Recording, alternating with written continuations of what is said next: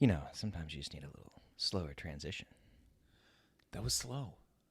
Very, very.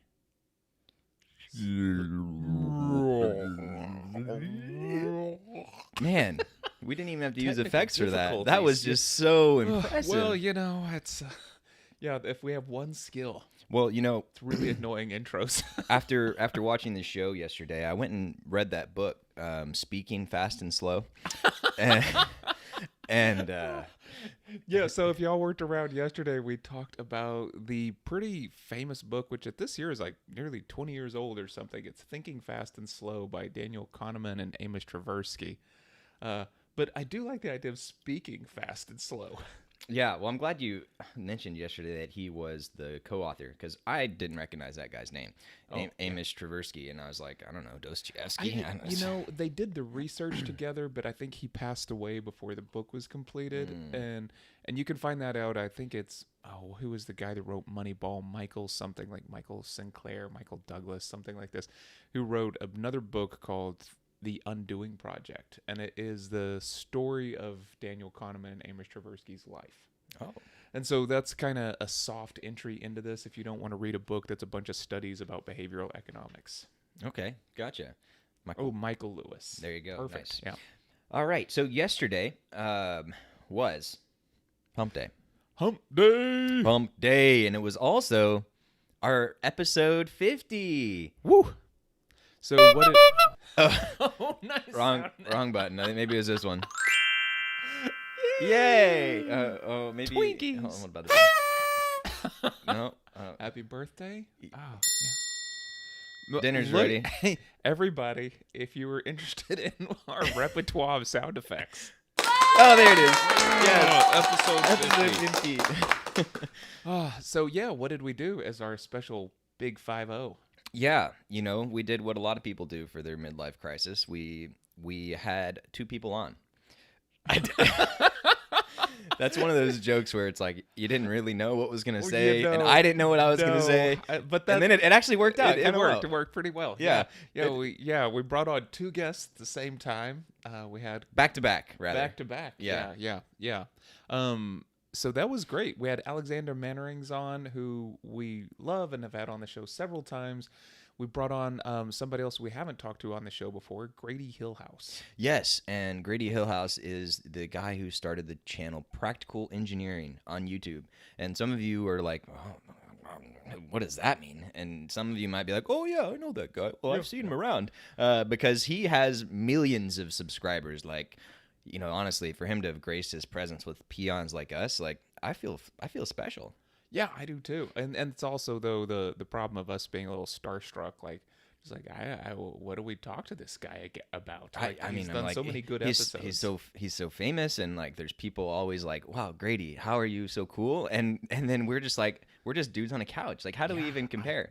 we really We don't. really don't. But if all of you can tell 10 friends to like us, and those 10 friends tell 10 more friends, Yes.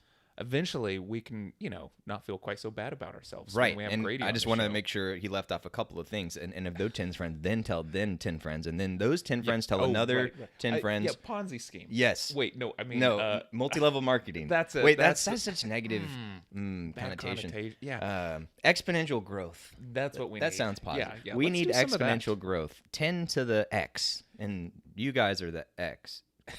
No, you're the levels of you P, make up the X. X. We'll have to bring on a math expert for this one. Yes, yeah, Alexandra. Come back and help. So yesterday we had Alexandra, and then we had Grady. So with Alexandra, who is our, we like to call her our resident data analyst, and she helps bring data analytics and that analytical mind to everyday people. And she says, hey, if there's stuff going on out in the world, how do you interpret it, and how do you take that data, how do you do something with it in a way that makes sense? But one thing we've been finding with Alexandra, now that we've had her on 3 or 4 times, is it's pretty much every episode she brings up something about emotions and feelings. And we're like, aren't you a data analytics? Aren't you supposed to not care about those things? But she keeps emphasizing how important it is and how intertwined it is with all of our decisions, whether we like it or not. Yeah, the human aspect is very vital, because like data's data. It's great, but we also have a tendency to sort of twist it to our own desires, leave pieces of it out, have incomplete data. There's all these kind of fascinating things that we as humans do to try to tell stories. Yeah, and yesterday we were talking about anchoring, and that's the idea of, for example, if you go to buy a car and the car salesman says, hey, we'll sell you this car for $100,000. And then you're like, oh, but I need less than that. And then you end up negotiating, and you end up with $85,000. And it's like, oh, it's a great deal because it's down from that $100,000 where you'd been anchored at. And you're like, if you're still like, what does that mean? It's like, well, maybe go check out that episode, because we talk a little bit about that. We talk about what heuristics are in the brain and how, it ties into this thinking fast and slow, like you were talking about with Daniel Kahneman. Any other recap on Alexandra yesterday? Oh yeah, no, we also talked about the idea of priming, and Alexandra called it weaponized anchoring. And I thought that was such a great comment on it, because priming is something that a lot of marketers do. So they will prime you for a decision they're about to make. So they'll put certain things in your way that make you start thinking and feeling a certain way before you hit like a final question. So if you really kind of line something up, then you can sort of manipulate emotionally, just by implanting very subtly things into people's heads. And so when we're kind of talking about, if you anchor somebody in a very directed way over time, then you can call that priming, and then you can manipulate the way people react. It's really crazy to think about. It's behavioral economics and psychology, all this stuff bundled together. Yeah, and we talked about that both at kind of a larger scale, like what marketing people would do with you, and companies are trying to sell you stuff and things like that. But I also, I don't know if I point out this exact example yesterday, but I certainly thought of it. You can use these things, these tactics, if you will, in your own household to your advantage. I certainly hope your wife is not watching this right? episode. Yeah. She's not. Well, she's out of town, which is great. Oh, so we get to do whatever we want. When I go out of town, Danielle makes mac and yourself. cheese, and she just eats dry ramen noodles, and she's like, yay! So we get to figure out all the sneaky ways to win in the relationship, right? That's what it's all about. But it's so funny, like because my spouse is out of town too, and so yes, yeah, and I was journaling this morning. I was writing down some notes. I was like, even when I'm all by myself, I don't do anything differently. Like I still warmed up my pizza. I still cry. I still cry a lot. Yeah, I sat down and I tried to watch some sci-fi on television and wasn't having it. It was just like, I was like, my life is pretty much exactly the same. Yeah, I thought there'd be like some big sneaky thing I would try to get away with. I don't even know what it is. Like, what I did is I replaced a window. That was the big sneaky thing that I did yesterday. Ooh, when she finds out. I know when she finds out, she's going to be so happy. It's going to be great. Finally. It's going to be great. So yesterday with Alexandra, we talked about anchoring, a little bit about heuristics and priming, right? And then after that, we talked with Grady, who, as we mentioned before, founded the YouTube channel Practical Engineering. And that channel, he talks a lot about infrastructure and the things that are out there in the world that are supporting us and helping us live the life we live and we enjoy very much, especially in a very well-developed first world country, right? You know, the fact that we have lights here and indoor electricity and plumbing and internet, all these things that we take for granted, and roads and buildings and bridges and all of that kind of stuff. And we kind of drew the parallel a little bit between What the Hell is Water and Grady's channel, Practical Engineering, because we're both looking at the world and seeing things that are out there that affect your life all the time that you may not be aware of. And so we were trying to point those things out, educate you guys a little bit about them, entertain you a little bit, and also maybe help you just be a little more curious and interested about that. And so that leads to our two challenges from yesterday. We had one that was kind of geared towards Grady's segment, which was talking about, hey, why don't you go look and see some infrastructure in your life and see what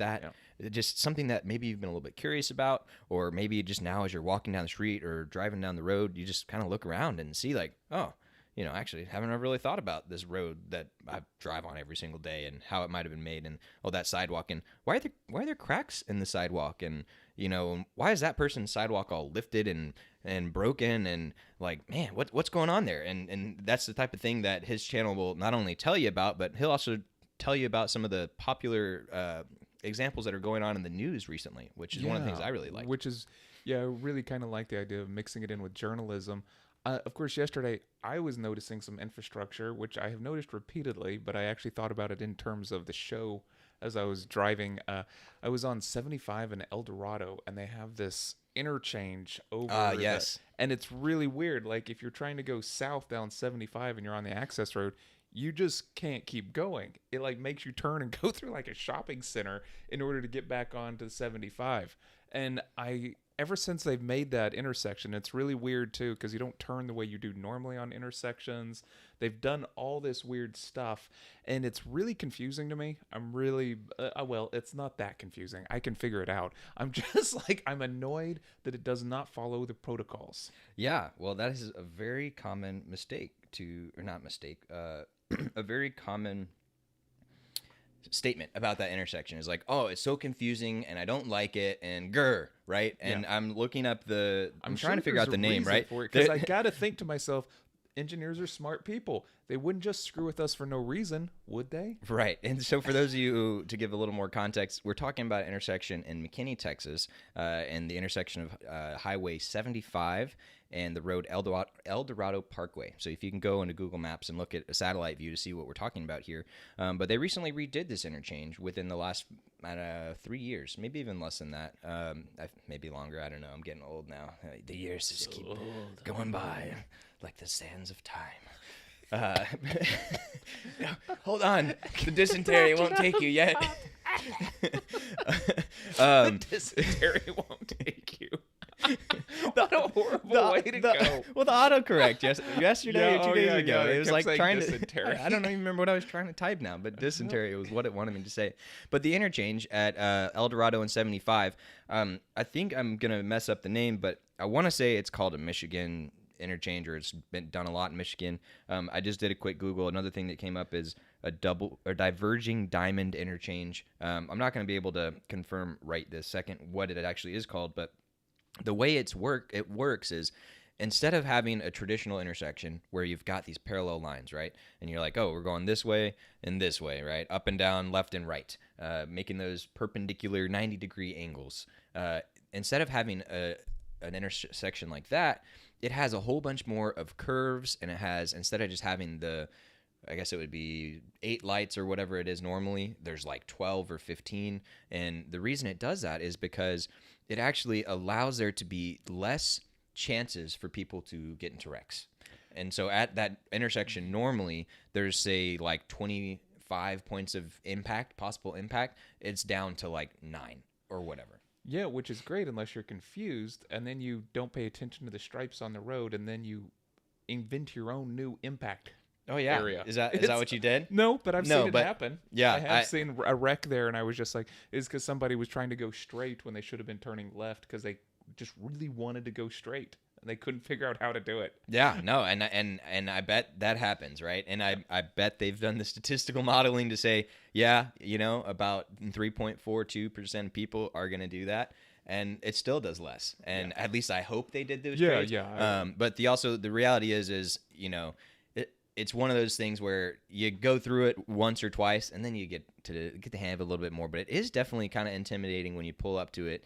But then if you are like, oh, it's actually thinking fast and slow, right? When you're driving, that's a great example of you're largely just thinking fast. You're just reacting. You don't have to be really deeply paying attention. But sometimes when you're driving, you get to a situation that's a little weird, or something grabs your attention, or something's a little off, and it triggers a different type of your brain, right? And this may not be exactly correct because I'm making this up on the fly, right? But it's great. And there is an entire book out there, and there's a concept called naked streets where you get rid of all signs and all stoplights, and you just force people to interact with the world around them, which is super stressful as a driver, but it also makes sure that you pay attention because you then have to navigate and communicate with other people, which is something that we actually take out by having all the signs and rules and protocols and highways, is that now people believe they are in the right whether or not they are because they're not busy communicating. So it's a fascinating idea. We could probably do a half episode on it. It's really fun. We really could. And I mean, if we didn't have a guest sitting waiting for us, we probably would just dive in and keep going. But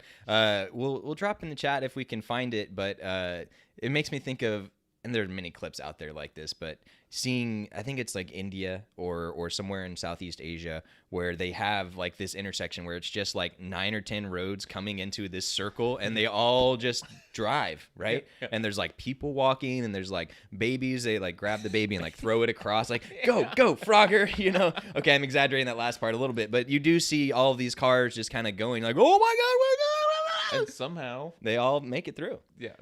A lot of them. Yeah. Wait until you see the end. Dun dun dun. Clickbait.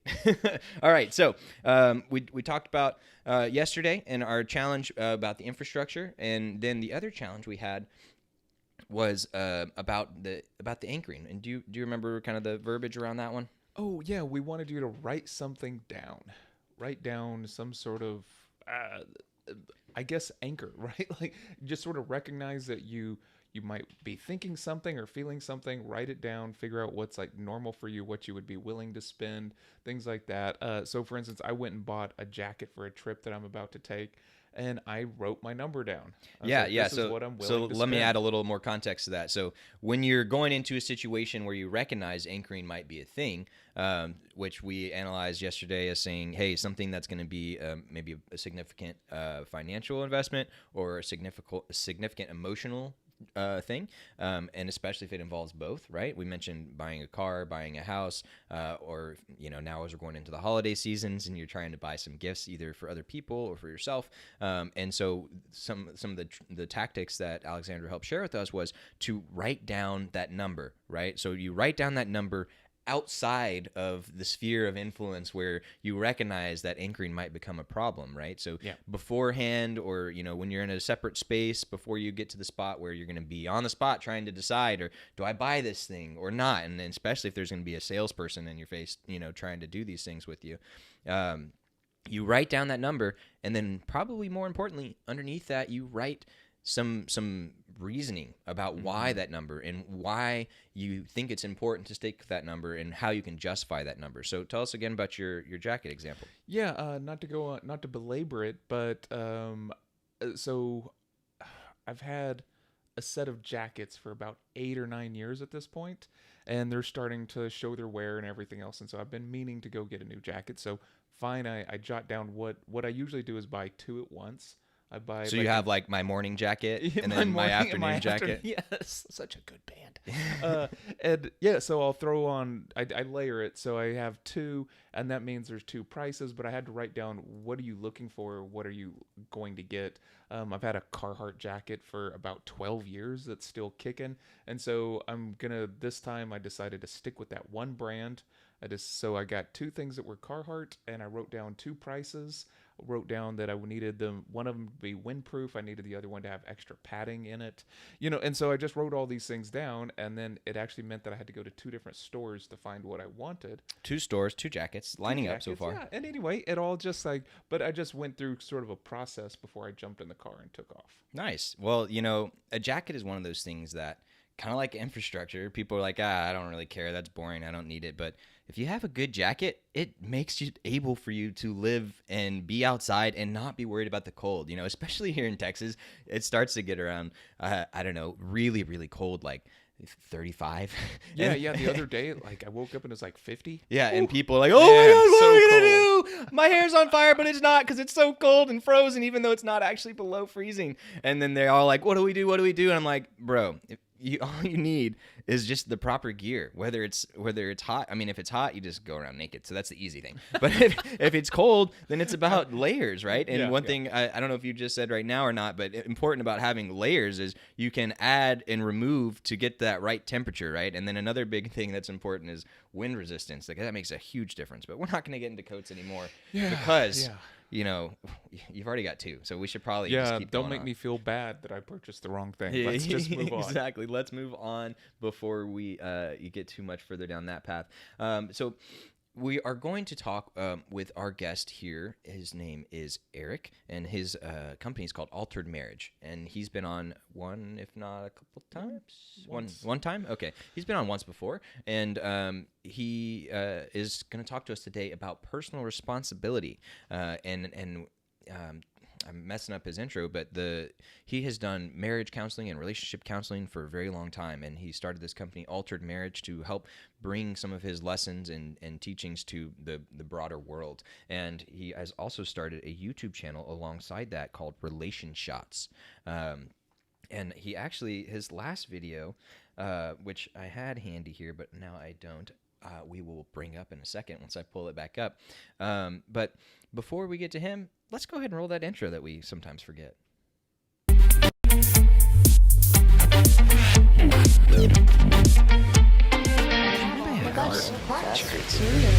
Helpful for life. And we're back. Welcome to What the Hell is Water? I'm Reed Garcia, founder of Helpful for Life. This is Ryder Richards. And today is December 9th, Thursday, the day after Hump Day, 2021. And we are about to be joined by our guest, Eric, from Altared Marriage. And I was just bringing up his most recent YouTube video, which was Why Self-Awareness Will Fix Your Relationship. 6 Signs You Lack Self-Awareness and 3 Steps to Grow.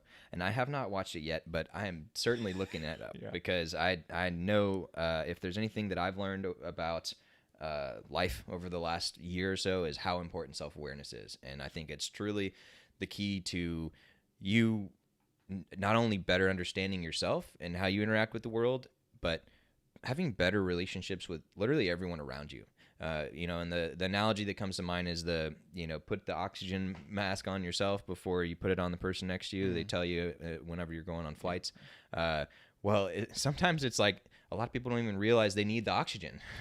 Yeah. Let's bring on Eric and see what he recommends on that. Yeah, maybe we're all putting masks on at the same time. Maybe he's got a system for us.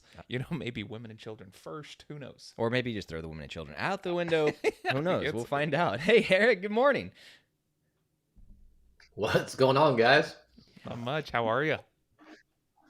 Can you hear me all right? Yeah, we can hear you. There's a little bit of a lag right now. I felt like I talked and you both just stared at the screen motionless. So I was like, you just have that effect on people sometimes, It's just like, I don't know. Or maybe here I got bad news and good news for you today. Okay. Bad news is your show's over. The good news is I figured out what water is. Oh, dang it. Well, thank you. It's been a good run. 51 episodes. Wait. Don't tell us on air. You'll give away the secret. Yeah. We'll talk about that. I won't give it away. I'll just hint, but it has to do with I had to help my daughter in her chemistry homework. Ooh. So I figured out what goes together. But we'll just a little dihydrogen oxygen going on over there. Oh, dang it. Ruin it. Oh, don't break the ice. Oh man, we're full of hot vapor over here. How have you been, Eric? How you been doing since we last spoke? Good, I think. I mean, I just, I've got a new plan for getting jackets now. Thank you, Ryder. Oh And man. Yep, the the good most the good news innocuous is, advice. I needed my jacket yesterday. Today's going to be 81, so we do not need Yep. jackets here in North Texas today. Yeah. Amen to But that. I know. It's so strange. so I'm wearing ridiculous. them anyway because they're new. I'm just gonna That's wear them, go for a walk at 81 degrees wearing 2 jackets. Hey, Yep. listen, and you don't know by the time you get done with your walk and maybe you're back to 59 again. So we That's so just true. Yeah. we don't really know. Yeah. Well, Eric, last time we had you on, we got introduced to the three pillars that you have with Altered Marriage, which are intentionality, community, and personal responsibility. And so today we wanted to dive a little bit into personal responsibility. But before we do that, I wanted to just ask you about this self-awareness thing that we were just kind of talking about. Do you have any thoughts or a couple of tips before people go and watch your full video?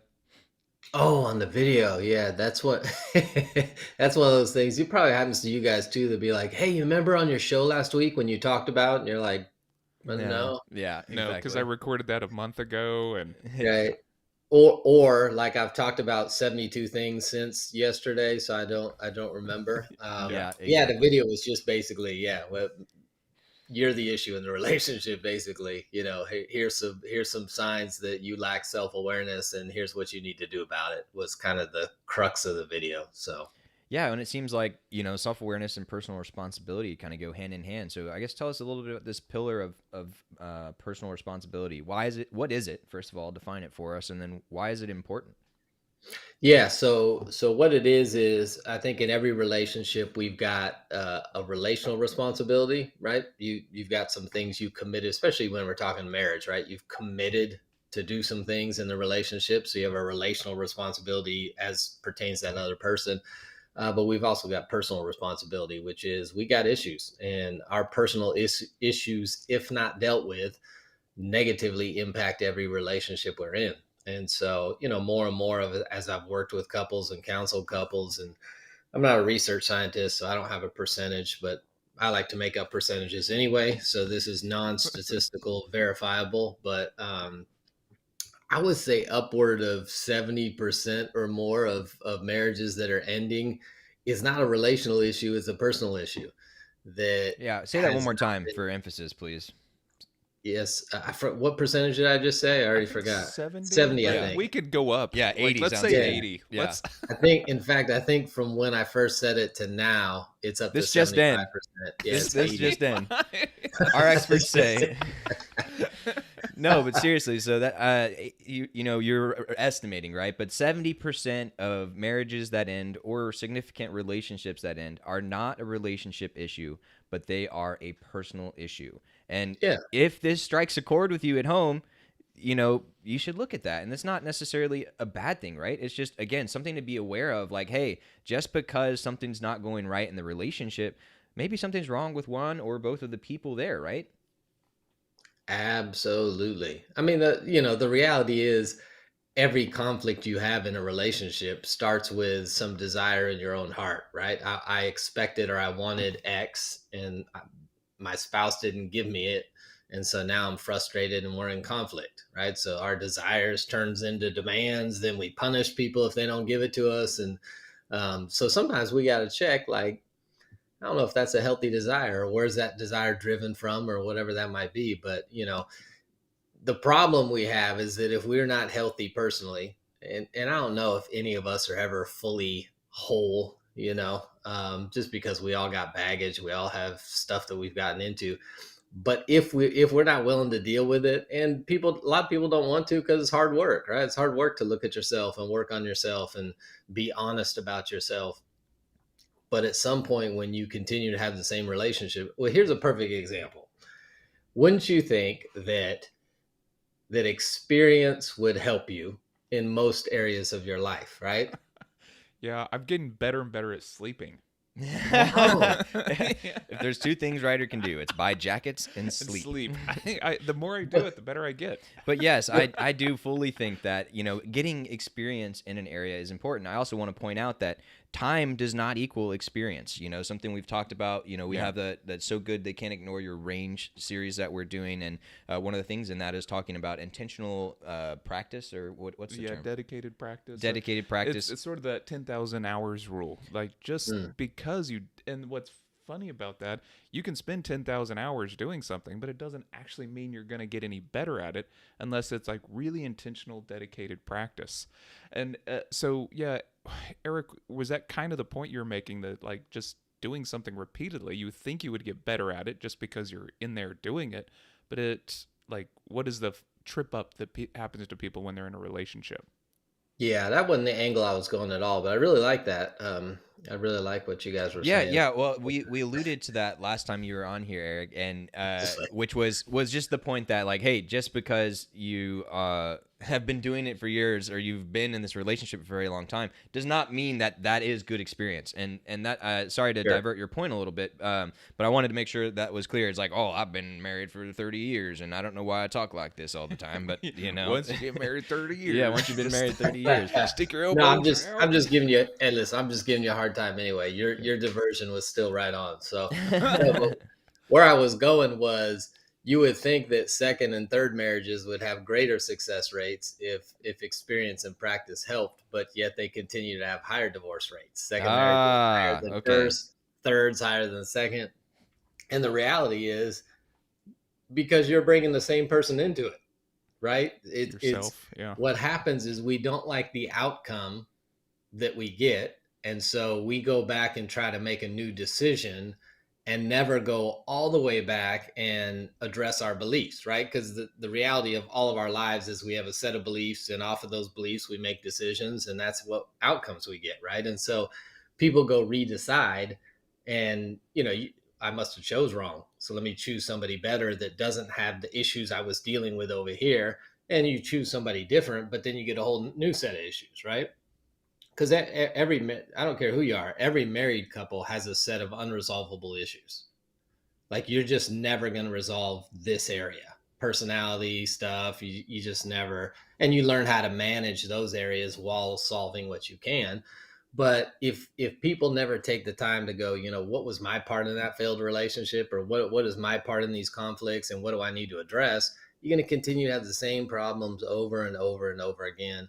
They may look different when you marry somebody new, because they're different, and so your issues are different. But the idea behind personal responsibility is, we all have a responsibility in our relationships to work on ourselves and figure out, what's the trauma that you had in childhood? What's the relational trauma you've had from the fact that, every boyfriend you dated cheated on you, and you don't think you're going to come out of that with some abandonment issues and some rejection issues. And we like to get into a relationship because oftentimes the relationship makes us feel good about the areas of emptiness or pain in our lives. And so instead of me dealing with it on my own, I just get in a relationship with you and you make me feel good about myself. Now I can just blow over those and don't have to deal with it. But then they come and bite you in the backside anyway. So that's kind of the idea behind personal responsibility. And I could give you 572 examples if we need to break it down. Yeah, well, I wanted to, again, reiterate, fancy way of saying repeat, for emphasis, one of the things you said in there, which is, in a marriage, you are going to have some non-resolvable conflicts forever. Yeah. In a marriage, you are going to have some non-resolvable conflicts forever. And the sooner... But Reed, if they really loved me, they would change who they are. I know, and that's and you Sorry. No, you jest, joking, but seriously, I mean, that's one of the pathways that we go, right? And that's what we think, and we're joking because we can relate to this so much, right? Yeah. And also we've probably seen it in people in our lives as well, but it's important to point out, like, that's a natural place for our brain to go, right? And this is why we need people like Eric to help tell us, like, hey, sometimes it's tough news, but you need to have that mirror, you need to have that reflection. And the reason I wanted to emphasize it so much is because that's a key thing to know before you go into this serious relationship. And if you know that in advance, it helps so much. We've had an episode earlier on a Friday a few weeks back where we talked about expectations. And expectations are huge, and they affect the way that you view everything, whether you like it or not, right? And so it's very important for people to recognize, like, hey, some things just aren't going to be fixed. So be okay with that. And whenever you're choosing a partner, it's not which one is going to be perfect or the best. It's what set of problems and issues am I okay dealing with, right? Would you agree Yeah, with that, you Eric? mean you're telling me, Reed, there's not, quote, the one. We just have to find our one and everything will be perfect? What in the Well, world? I know, right? Well, Well, this is not a Hollywood movie at all. I'm out. Like, wait, don't be out because you're supposed to be my one, right? You can't leave. Don't leave me. Oh no. Oh no. Okay, Oh, so when we're sad. talking about personal responsibility, right? So we alluded to the fact that self-awareness is somewhat important here, right? So to define what it means to be self-aware, there's kind of two steps, right? Which is one, being aware something is going on, something is off, something's, weird, whatever. And then the next step is either doing something with it or at least coming to peace with it, right? So there's that kind of self-awareness aspect. And then that ties into this personal responsibility where it's like, okay, now that I'm aware of my issues, and maybe I'm not fully aware of them, but I'm working on them, and also hopefully making my partner aware of some of the things that are going on. One of the key phrases that I've learned within the last few years that I like a lot is an explanation, not an excuse. And it's like, hey, I'm not excusing my behavior by letting you know I did ABC. I'm just trying to explain how we got here. What are your thoughts on that phrase? Explanation, not an excuse. Yeah, that feels like a semantic dance. I think your explanation is an excuse, maybe. You just like, but it's kind of like reiterate or repeat, right? Reiterate Mm. sounded nicer earlier. You sounded intelligent, so maybe explanation is an intelligent way of excusing ourselves. No, no, I get what you're saying. I mean, an excuse. Some of it's just the motive, right? An excuse is me explaining why you shouldn't be mad at me. It's not my fault, and an explanation is, here was my perception. Here's why I did what I did. But again, I think when that is done is more key than what we call it, right? Right. When your I would spouse, say that it's a very important first step in that is acknowledging and accepting, right? And then maybe you can give some explanation to help explain, but not excuse, and be like, hey, look, I've messed up. I've done something wrong. I'm working on this. I need to work on this type of thing. That's the first step that I want to make sure we're aware of, right? Taking that step. And then, as you're doing that exploration, maybe you have a little bit of explanation as to why the thing might happen, right? And maybe it is related to some past trauma. And, the thing about trauma is, and this is a big revelation for me personally, was because I've lived a great life. I've been blessed. I've had I haven't had anything majorly bad happen to me. And so when people talk about, oh, there's this trauma, and it's like, well, that makes me think of this big, horrible thing. But it doesn't always have to be some big, horrible thing to have shaped the way that you view the world or view relationships and have effect on what, the way you view things, right? It can be something as innocuous as, yeah, I got broken up with a couple times in high school, like that. And I'm not saying like for me that's the example, but I guess my main point here is when you hear the word trauma, don't think it has to be some huge thing like my dad left me or whatever. It can be some of these smaller things that still are trauma. It just doesn't seem like it. Does that resonate with you at all, Eric? yeah, yeah, no, absolutely. And again, you got when we're talking relationship, you got to bring it back to it. If your behavior is negatively impacting a relationship, there's probably you have a responsibility to find out why you're doing the things you're doing, right? I mean, that should be sort of a given. But I think the problem with, you've been talking about self-awareness, Reed. The problem with self-awareness is it requires others awareness to discover. Like if Yeah. you know what I mean, like by definition, self-awareness, if we were self-aware, we'd be good. And so sometimes you need outside input to help with your awareness, which becomes a problem. Because most people, if you go, are you self-aware? Absolutely. And they're like, Yeah. well, Yeah. based on what? Well, based on my own ideas and thoughts. Okay, well, let's have you talk to Reed, and Reed points out a few things that you're not aware of, and you're like, oh, yeah, maybe I need some outside input. So Yeah. So I how do think you get that outside input? What are the steps for that? well, My hope would be that, number one, you surround yourself with people who both care about you and are willing to speak truth into your life, right? You should have people around you. If you're married, you should have a spouse who's willing to call you out. You should have good friends who are willing to check you on stuff. But I Yeah, think and you I can just want to make also, sure to highlight the second half of that. You said people who care about you and who are willing to speak truth into your life, because that last part I feel like is missed a lot of the time. And sometimes it's even out of respect and love and care that people don't call you out, and they think it might be what's best for you, but in the long run, maybe that's not true. And obviously, I'm generalizing here. There's so many specific examples that you could get into, but I guess my emphasis there is just because you have people around you who love you and care about you does not necessarily mean they are going to call you out and speak truth into your life. well, a lot of that depends on you. So I think, and this is this is a self awareness piece again, right? You could we could probably all we probably know some friends, or we could talk to some people who you've tried to share truth with them in the past, and they make it painful enough for you when you do that you just decided it's not worth my time and energy to try to give them input because they get defensive or vindictive or whatever. So if there's some people, if you would ask them, like, do your friends call you out on stuff, they'd be like, no, but they think the reason they don't is because they're good. Like, no, nobody's really said anything to me in a while. I would propose that if you have friends or a spouse who have not called you out in a while, and not because you don't have issues, is because you've made it painful enough for them, it ain't worth it. Like, we all know those people that it's just not worth bringing something up to them because it's going to turn into a big thing. They're going to turn and blame me. That.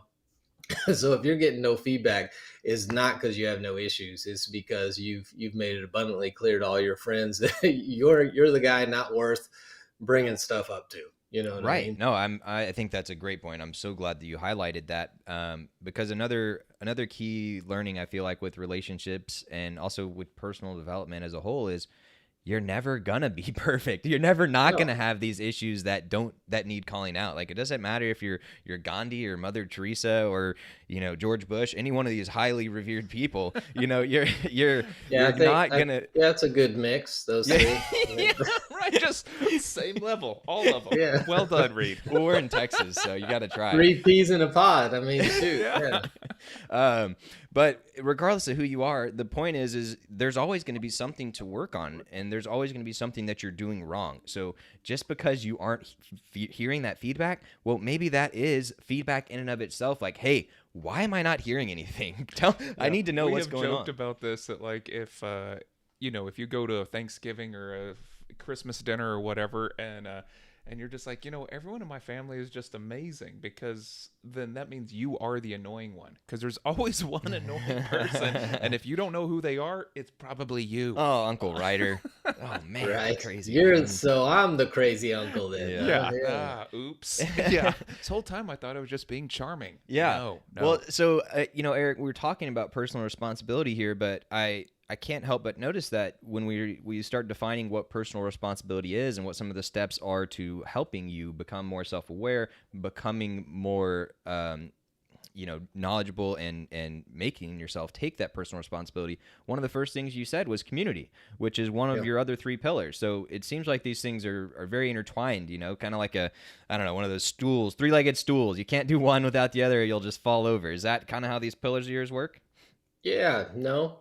I'm just kidding. Yeah, I mean, yeah, maybe, right? It isn't the three-stranded cord the strongest cord known to man, right? The three strands tied together. So no, that wasn't the plan. But yeah, no, I just I think they do, right? So if you're gonna have personal responsibility, you need some community to help point that out at times and hold you accountable. Obviously, you got to be intentional to work on it and some of that kind of stuff. But I think for people who are not yet married, I actually had this talk with one of my daughters, my middle daughter, not too long ago. And so she'll never listen to this. So this is perfect. I can talk about her. And what if she does now? But no, I told her to take a break from dating for a while to work on self. I said, you keep jumping into relationships. And so I recounted her past three, and I said, those have all been unhealthy. I said, so all you know is unhealthy relationship. So even though you think you deserve something better, if you find that person, he ain't gonna want to be with you, because all you know is drama, breakup, foolishness, back and forth. I'm like, you've got to take some time. So I think singles have got to be willing to put in the work and get healthy as an individual before they jump in a relationship. And then, married couples, I think at different seasons in your marriage, when here's a good indicator. You've got issues in your relationship. Maybe you decide to work on the relationship, go to counseling or do some stuff like that, but you just feel like you're just not making any progress. Sometimes we can't make any relational progress because we've got individual issues getting in the way. It's almost like being in quicksand. Like, you're doing a whole lot of effort, putting in a ton of effort, you're moving, you're doing all kinds of stuff, but like the minute you stop, you're sinking again. And it's not helping you. So yeah, I think just to give a couple examples of what I'm talking about, because we've been kind of generalist, right? So let's just pick a couple that got married. So let's pick a girl grew up in an environment where, dad left or something, or she's had boyfriends who have broken up with her, cheated on her. And so there's some level of abandonment issue in her, right? She's this fear of abandonment is huge, right? And so she And just real marries this quick, guy. to abandonment, in case people haven't heard about that, this fear of abandonment means that people are leaving you in your life, and that makes you scared, that makes you you're afraid, like in your caveman brain. It's like, no, these people don't love me, they're gonna leave me. I guess, would you add any other things to that definition, Eric? No, I think that's good. The greatest fear is that I'm going to get left. And so sometimes those people self-sabotage relationships anyway, because they're like, at least I can attribute it to I was mean, and that's, why they left, as opposed to they didn't pick me, right? What one Yeah. I forced you out feels better than I was all in and you didn't pick me, Yeah, you right? were all So just going to leave anyway, so let's just go ahead and get this over with. yeah, yeah. Yeah, and I want to point out that this is something that can happen regardless of who you are. It doesn't matter if you're, big strong man or whatever. This is something that is a very real thing, and the earlier you can become aware of it, the better. But sorry to interject there, but Sure. No, go that's back on good. with your example. That's good for clarification. And again, it may have nothing to do with you, right? You happen to have people in your life who are selfish and self-seeking and ditch you. So we got a abandonment issue wife, who marries this guy who, he's all about her. So she's like, this is phenomenal, makes me feel good about myself. But the problem with him is he grew up in a home where mom and dad got physical, right? And so sometimes conflict would escalate and turn into fist fights at times, or yelling, or just, so in his mind, he's like, conflict bad. You know what I mean? I don't want conflict because I know where it can go, right? And so these two get married, and oftentimes neither of those issues are going to pop up during dating, because you're not having a whole lot of conflict, and you're all about each other. You're super, going back to intentional dating, you're intentional. We're going out and I'm texting you and I'm telling you you're great. And so they won't see any of this in a regular dating phase. Then they get married, then they start having conflict. So what does he do? Oh, I've seen this. This is bad. Like, no conflict. So he's like, I'm out. Like, I withdraw when there's conflict. Well, what happens when you withdraw from somebody with abandonment issues? They're like, oh my gosh, I'm being abandoned, in my house. Like, he got in the car and left, or he did whatever. Yeah, the So first time we had an argument and he disappeared. he Yeah. disappeared, or like he tries to get away in the house and she starts chasing him around the house, like, you're not going to walk away from me, kind of thing. And it's really, I don't want to be abandoned, which he goes, here we go, it's escalating, right? My greatest fears about to happen. And so those people, if they never deal with the fact that I have abandonment issues and the fact that he has a wrong belief around conflict, it does not have to get physical. You can have conflict and work through it. And that's actually the pathway to greater intimacy in a relationship, right? When you have conflict, you get greater understanding, you work through things. But these two will never be able to break that cycle unless they take personal responsibility and go, I got abandonment issues. I need to go work on this. I need to not bring this and put this on you. And sometimes if you have a a temper, and when we get in a conflict, you need to take a break for 30 minutes to cool down so we can actually have a good conversation. That's not abandonment. That's you cooling down on behalf of the relationship. So it takes rethinking some things, healing some things, and that kind of stuff. But that's just one scenario. I mean, you can pick any, kind of No. trauma moment from relationship and pair it up with another trauma moment, and you got a recipe for people who get stuck in cycles they can't get out of. So Yeah, this is resonating with me so much. So I appreciate you sharing that example because, and I'm a bit of a nerd, big surprise. But I'm straight up going to thinking in this electrical engineer kind of way, and it makes me think of, believe it or not, we were talking about noise canceling headphones the other day, and the thing about noise canceling headphones is basically what it does is it uses microphones on the outside of your ear to take in the signal, and then it shifts it a little bit to cancel it out and go into your ear, and that's using something called destructive interference. The two things work and they cancel each other out. Well, there's also something called constructive interference, and that's when you have two signals that actually, when they overlap just the right way, they get worse in intensity, right? And so that's what I'm thinking about here is, in these relationships, to no fault of either person, which I think is very important. It is not your fault. It is not your fault. You are a certain way, and your partner is a certain way as well.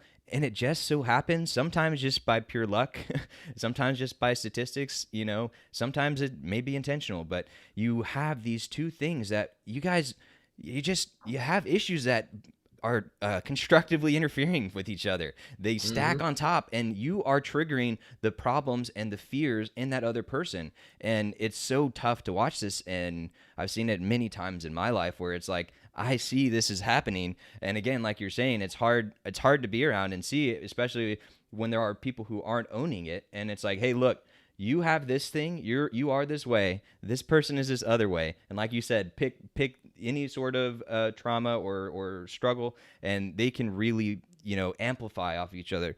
Do you have any thoughts on this, Ryder? Yeah, I was thinking, I had somebody tell me one time that it's very difficult to have self-awareness. Like, it takes a kind of a level of health to have self-awareness, because otherwise you're blaming it on the other person all the time, right? It's always their fault. So that's one of the things I find kind of interesting, is like, when you're finding yourself in these cycles, how do you realize that this isn't about the other person, but the idea that you're getting triggered might be your own thing, and you need to work on yourself instead of shifting the blame to somebody else? I think that's a tough switch to make. yeah, no, I think it is. And again, that's where good community, or even just go, I think we all can benefit from a counselor at times in our lives, just for an outside perspective, somebody who knows how to ask the right questions and poke in the right areas. And it's always funny to me that we love relationally, that is our tendency, right? It is it's the other person. Yeah. Which to me makes no sense, because that's the one person you're not in control of. Like, I would rather it be me, because if it's me, I can do something about it. If it's you, I kind of have to wait around and hope you're willing to address and be personally responsible. Like you said, Reed, it's not the person's fault, but it is their responsibility, right? It's not my fault if I got sexually abused as a kid, or was abandoned, or some of these things. That's not my fault. But I also, at some point, have to take personal responsibility for the healing and for some of those things. And that's where, it's not fair comes in. No, that's absolutely not fair. You didn't do it, but you got the consequences of it, and you're actually the only person in control of changing that kind of stuff. So it's always funny to me. We want to blame the other person. It's like, I'd rather blame me, because I could actually change that. Thank you. Yeah. Yeah. You were talking about therapy earlier, or you just sort of mentioned something like going to a counselor or looking inside and having to sort of change yourself. And, when I started going to therapy, I thought of it for at least the first couple of months as like sticking my hand in a fire. Like, it was just like, it was really hard. Like, you go in, and every time it was like ripping the scab off of a wound, and it was just like, I don't want to do this anymore. It was like my body or mind was trying to protect itself from having to go through that Oh, pain. for sure.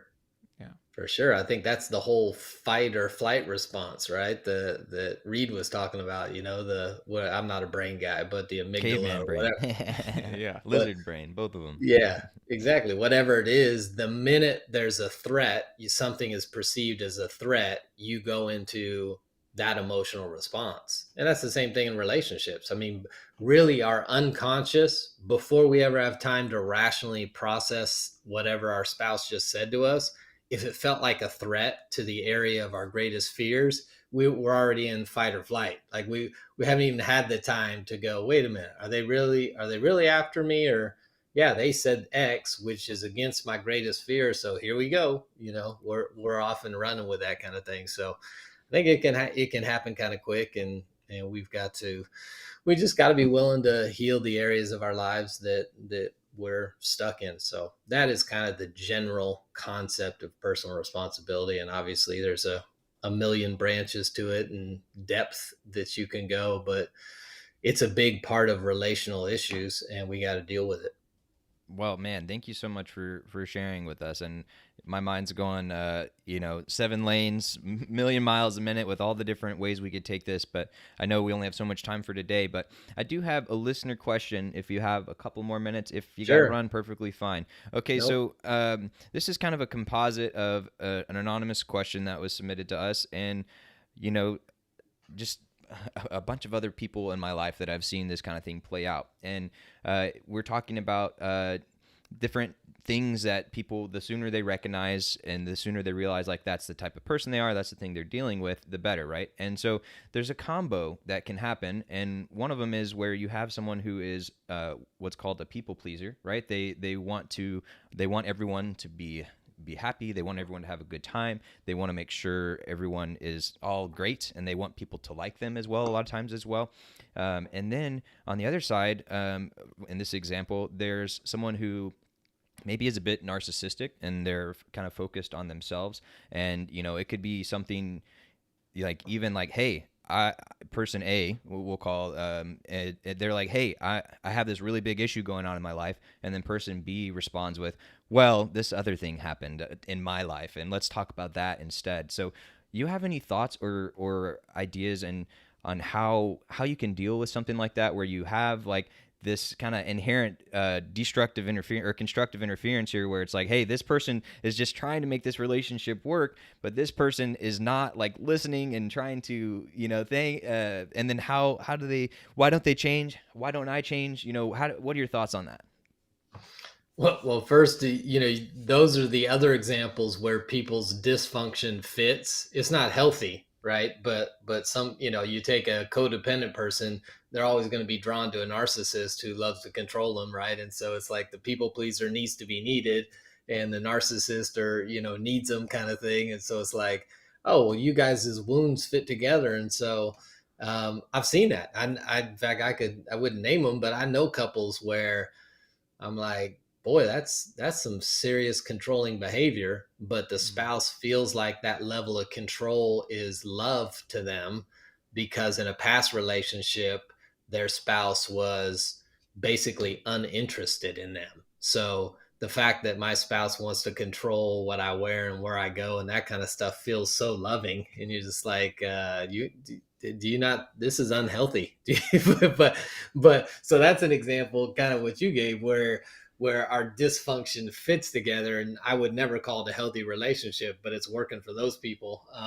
And they would probably, if they ended up in counseling, they would probably fight against instruction given to them that would point them to a healthy place. It's that idea. Some people are like, I may be in hell, but at least I know my way around, kind of thing. Um, and so it could be scary to try to get healthy. But I think your question, Reed, was what do those people do if you're, I mean, if you're in a relationship with a narcissist, it's just not going to be healthy. I mean, there's just no way to get around that. And unfortunately, with part of the problem is we throw these terms around everywhere, right? If somebody's a little bit selfish, we call them a narcissist, and they may not, but true diagnosed narcissism, um, the nature of the diagnosis is they're not going to be self-aware of their narcissism. So you could tell them all day long they're a narcissist. Narcissists generally, they can change, but generally they're not going to. Like that's a diagnosis, and they think they're better than people. They know better than people. They're not going to receive from anybody. So I think with the person married to the narcissist, yeah, you that's going to be a tough relationship. Let And me abstract it a little bit because, yeah, we're talking a lot here about relationships, and marriage is the lens that we're using a lot of times in these discussions. But I want to make sure to point out to our listeners that this is any relationship. Just because we're using marriage as an example does not mean it does not apply to other relationships. Like, for example, me and Ryder, which I don't know what this really, we haven't DTR'd yet. We haven't defined the relationship. I'm the codependent one. Yeah. That makes him. right. But it could be a work relationship, it could be a friend relationship, it could be a family relationship, and in the case of something, let's just go with kind of the worst case here, Eric. Let's say that this is someone who's in your life that you can't get out of your life, and I guess one person could say and argue like, well, you can get that person out of your life, but let's just say for this, you've decided you don't want this person to be out of your life. So how do you go forward, and how do you deal with that, and how do you have that relationship with that person?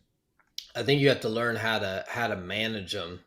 In fact, I did a YouTube video, but I have no idea what I said in it. It was a while ago on basically how to deal with the narcissist. But I mean, there's just one way that we deal with relationships which are tough are we set boundaries, right? So I set boundaries to protect, my sanity and my emotional health and some of those kind of things. So I think with someone like a narcissist, you're gonna manage them.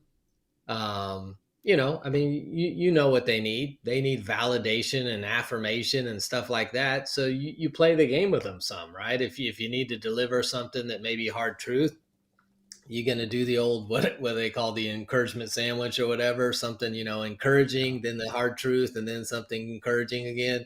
But no, you're going to validate them before you try to deliver something else, because that's what they need, right? And so some of it is you learn how to manage those relationships, and then you set boundaries. So let's say you got since not everything's marriage, you got a mother who is critical, has always been, you never measure up, negative, that kind of stuff. And you're not in the house anymore. She loves to call you every day. You may need to set a boundary, right? So you don't want to kick mom out of your life, but you also know every time mom calls, you feel bad afterwards, right? She either criticizes you again about your weight or who you're dating, or you don't keep your house up or whatever. At some point you set a boundary. Hey mom, love talking to you, but every time you call and are critical with me, I feel bad about it, and I'm not interested in those conversations. So my boundary is, if you're going to call me and start getting on me and criticizing me and that kind of stuff, I'm going to politely end the conversation.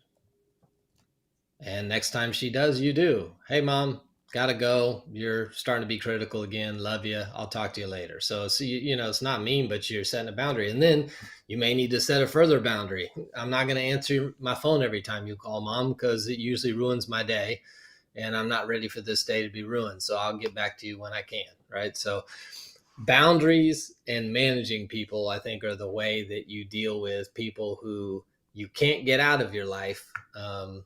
But you also don't really enjoy having them in your life, kind of thing. Yeah, no, and I think the one thing that I'm not sure you said, but I'll have an idea on. I'm curious what you think is another big part is, expectations and recognizing, regardless of if they're narcissist or whatever their issue is, like recognizing that, hey, they have this issue, and if you want, you can try and help them to solve that issue. That's a perfectly good way to go about it, right? And if you love and care for this person, maybe that's something you should do is, hey, let's talk about this, and let's maybe go to some counseling or therapy about this, or, have you thought about this? But regardless or not, if you want to try and do that, if you're going to be around this person all the time, recognize that they have this issue, and if you're getting that same response over and over and over, like, expect that response, right? And expect that bad thing to keep happening, and just deal with that. And it's really hard to say, and tell me if you have a better way of putting it, Eric, but like, if someone's always going to be doing that thing, don't expect them to change, and don't torture yourself because of that person's issues. Yeah, so don't continue to have a false expectation and get let down every time. Well, maybe this will be the time they think of me first. It was like, no, they got a pretty good track record of being selfish, right? So, yeah, no, I think you do need to. And again, the level of relationship is different. And that's why, if we're talking about marriage, then we're trying to figure out how to work through these things, how to help each other heal, how to do all that kind of stuff. If I'm having the same conversation with somebody dating, I may go, dude, those are red flags. This is time to exit, right? So depending on the level of relationship, you're having different conversations. But I agree with you. If somebody is what they are, you can't change them, so you may need to adjust your expectation of what they can or will do with you in the relationship, so you're not devastated every time, right? I mean, you're growing up and your dad's never been to one of you. It's like Talladega Nights, right? Ricky Bobby's always putting tickets at the counter for his dad to show up to his NASCAR race, and the dude's never coming. It's like, Yeah. if every time you look up in the stands, like, are they here? Are they? Oh, dang, they're not here. Yeah, I'd probably adjust that expectation so I'm not devastated every T-ball game that dad's not in the stands. And I think a really important thing to point out there is the only one losing in that situation is you. You are the Sure. one who has those expectations, and you are the one who's getting impacted by them. And that isn't to be insensitive. That's not to say that that you don't deserve for that person to be better for you, right? I think there's a very important distinction there, but it is important to recognize, like, I don't know, you're letting that person have some power and control over you as well, and again, like, take that personal responsibility and recognize that, hey, this is just the reality, and this is how I need to deal with it. You have any thoughts on that? Oh, I'm thinking it's difficult when it's a parent. Just because you don't want to be the kind of jerk who disowns your parents because they're difficult to deal with. So I think that's the other side of some of this that at least that just is stumbling through my head while you're talking, Eric. Yeah, and I want to point out we're posting all sorts of videos in the chat here because you've got a lot of really good ones out there, Eric. And I just typed in Relationshots boundaries, and one of them that came up was how to manage boundaries with in-laws. So if maybe an in-law is someone who you have this sort of issue with, that could be a good spot to look. I watched your video 7 months ago, which was boundaries in relationships, how to tell if you have boundary issues and what to do about it. And that was one of your videos that I watched where it was just screaming to me so much relationships with other people, and not just that marriage, right? And I was like, I see Yeah. this in friendships, and I see this failure in other people's lives, and it's like, hey, this is a very important thing. And this idea of having a boundary and having some sort of consequence because of that boundary being crossed, like, it seems very simple and almost childlike, but it's easy to forget. Like, as we grow up and we think we're all smart and great elevated humans, like, we forget we're children at heart. We're humans at our core, right? Right, and so are your parents, right? Like at some point that relationship dynamic has to change where you're not the child anymore. Maybe you have to be the grown up.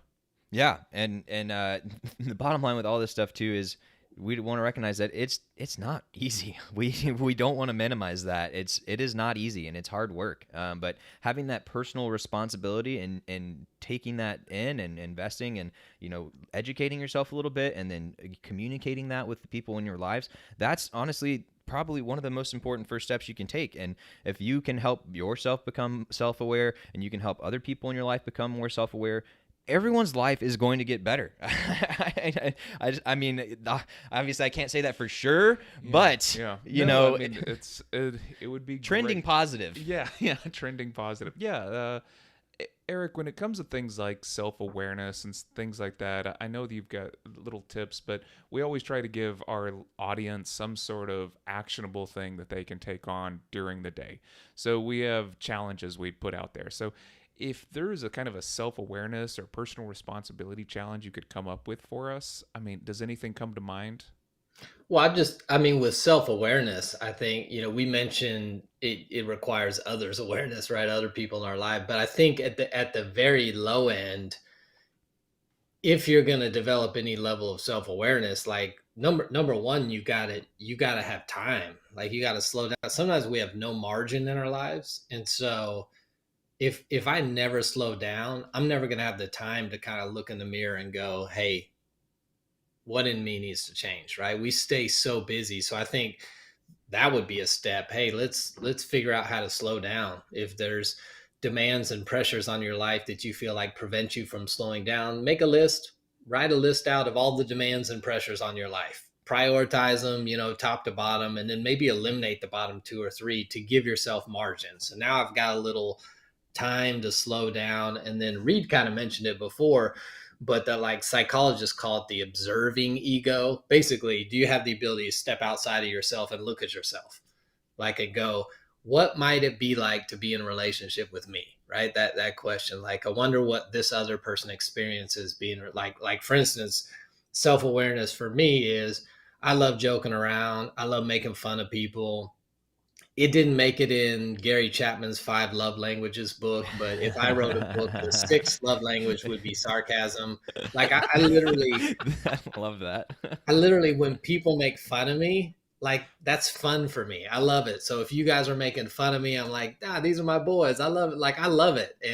But not everybody likes being made fun of, right? And so if I'm self-aware, I have to realize at times that it's probably not that great, especially for my wife, but even friends, to be in relationship with me, because there's got to be at times a sense of fear of, like, if they share something vulnerable or if they say something wrong, then I'm going to pick up on it and nail them with it. Like their move is going to become the butt of my joke later, because I think it's funny and I would love for them to do it to me and I'd be cool with it.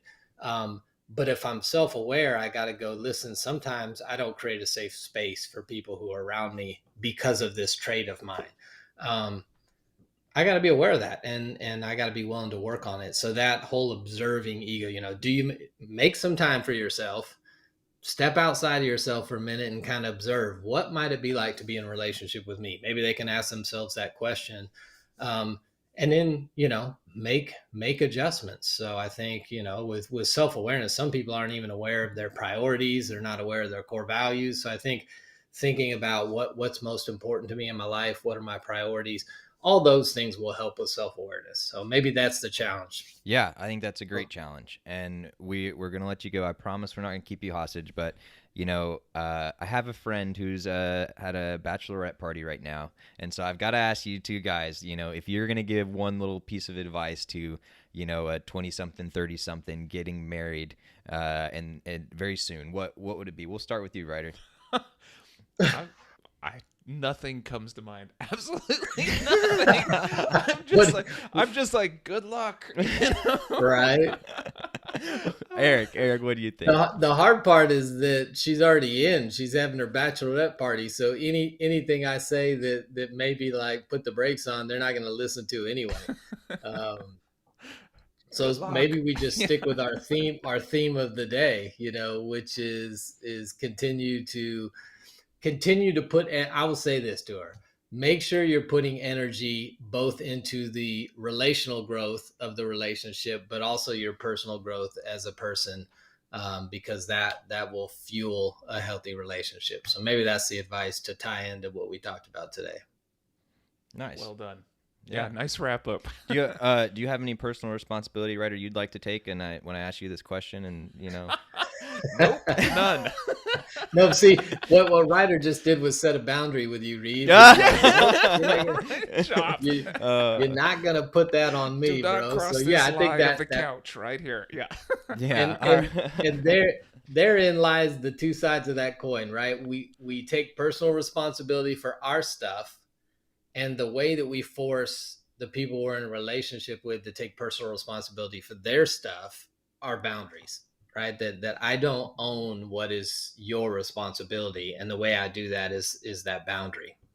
Yes, I think boundaries are a very important thing for people to learn about, ideally early on in their relationship. But if it's before your marriage and you're just now learning it right now and today, regardless of if you're getting married or not, today is a great day to start. It doesn't have to be some big magical thing.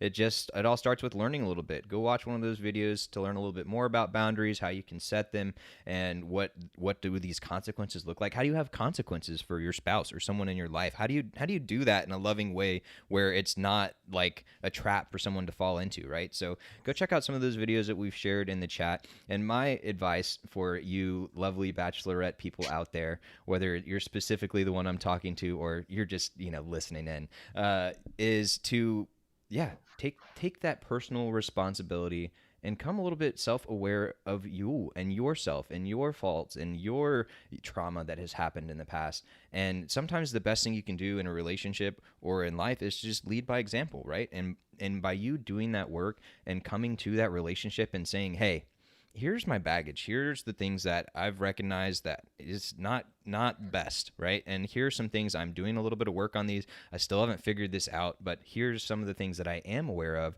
that could cause issues in our relationship, right?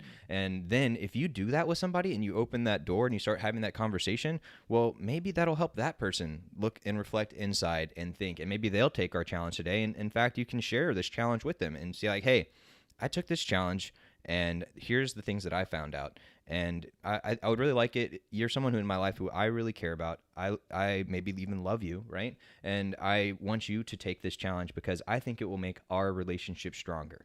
And if they start to resist that and they're like, no, then it's like, well, you can have a boundary. You say, this is really important to me, and I would really like for you to do this. And if that person's fighting it really hard, then that's an even more reason they might need to look inside and be like, yeah, maybe they're afraid of what might come out. Maybe they're worried. Maybe they're scared of what might come out. But you need to do it because just because you don't look at it doesn't mean it's not there, right? It's kind of like a wound. If you just leave it untreated because you don't want to deal with it, it's going to fester, it's going to infect, and it's going to maybe even lead to amputation, right? So just because you don't want to deal with it doesn't mean that you shouldn't. Any last thoughts, Eric, before we finally let you go? Yeah, I think lick your wound every once in a while, right? Just reach down and lick it. And Nicely done. Lick your wounds; they're tasty. No, I think that's good. We'll do another show on boundaries then. I think that's the other side of the coin of personal responsibility is how do we make the other person take responsibility and boundaries. And there's lots of different ways to do boundaries because some people. We'll do that in another show. Some people have a hard time with boundaries because they're confrontational, right? They feel confrontational. But I think there's there's different levels. There's other ways to ease into them without being like, hey, you did this. Here's my boundary. Stop. But we can ease into that. So I think other than that, you guys need to define your relationship, the two of you.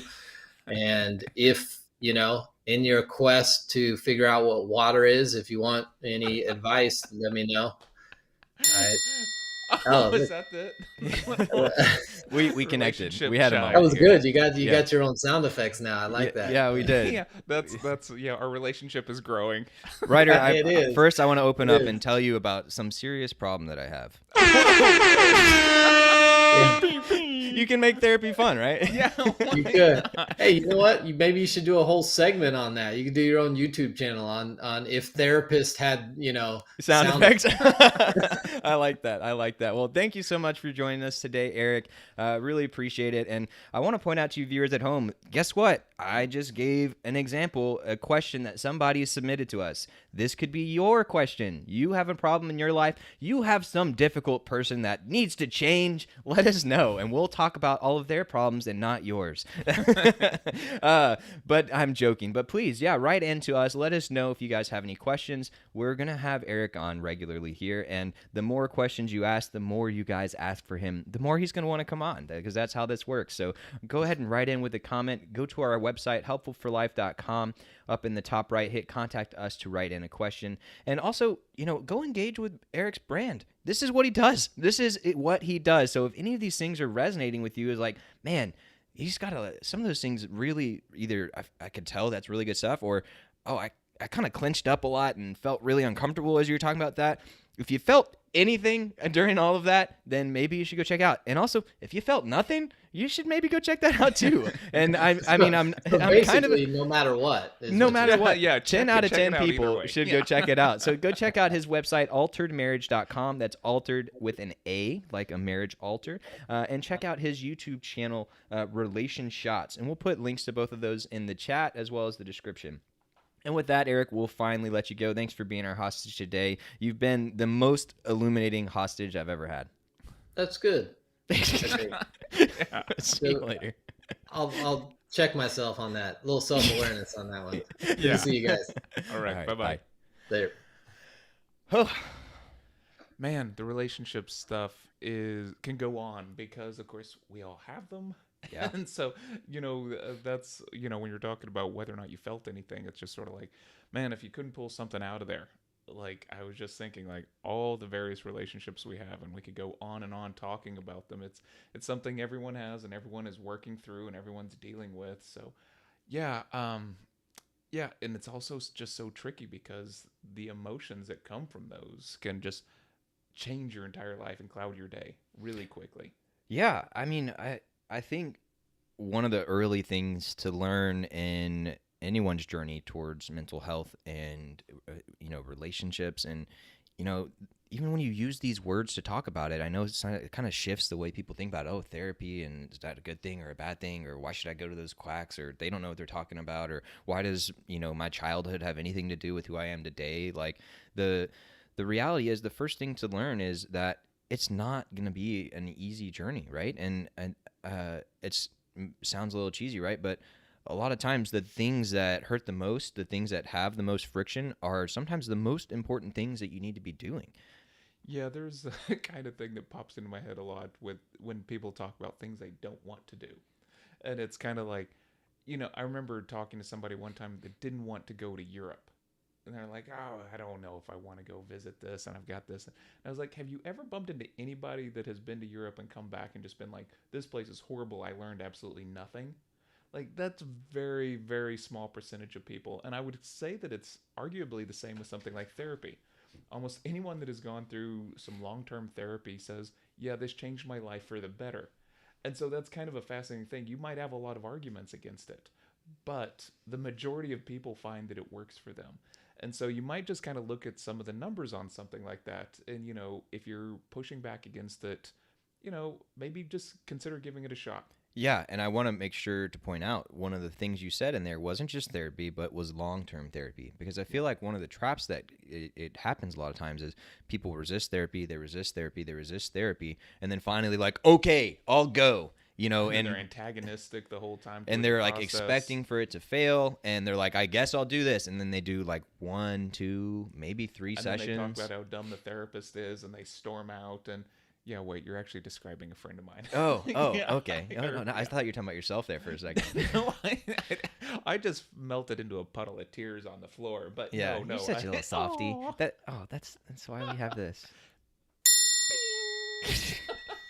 But doing that therapy and recognizing that it's going to take a couple of times, and again, like, also maybe couples therapy isn't the first type of therapy you should go to. Maybe you should have that personal responsibility and work on that self-awareness and figure out, hey, I want what's best for our relationship, and I really care about you, Ryder. So I am going to go and look at therapy and figure out what's wrong with me so I can bring my best to our relationship, and I can let you know of the things that are troublesome with me, my negative traits, my flaws, some of which, guess what, I had no control over making these things. Also, I had no control over making me, right? I'm stuck with these genes. I was raised the way I was, and things happened to me as I was growing up that I had no control over, and they turned me into the person who I am today.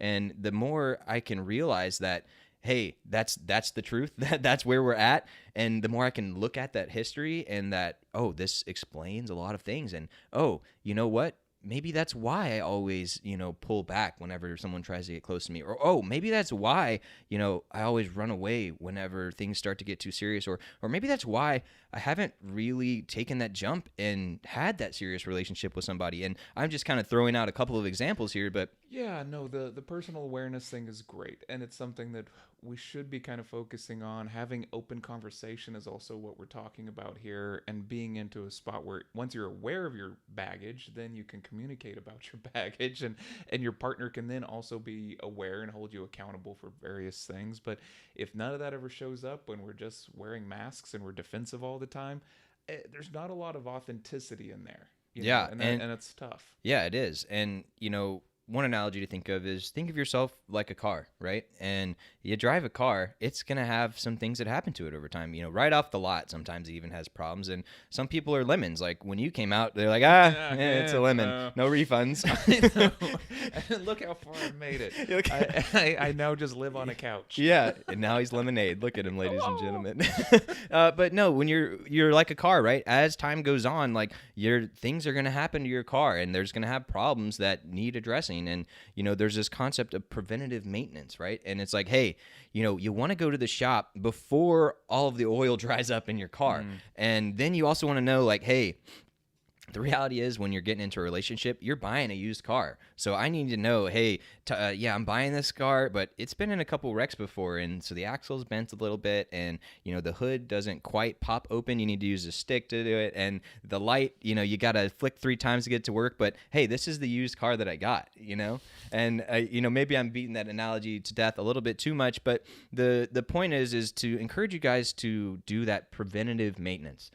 Go in, start looking at this stuff now.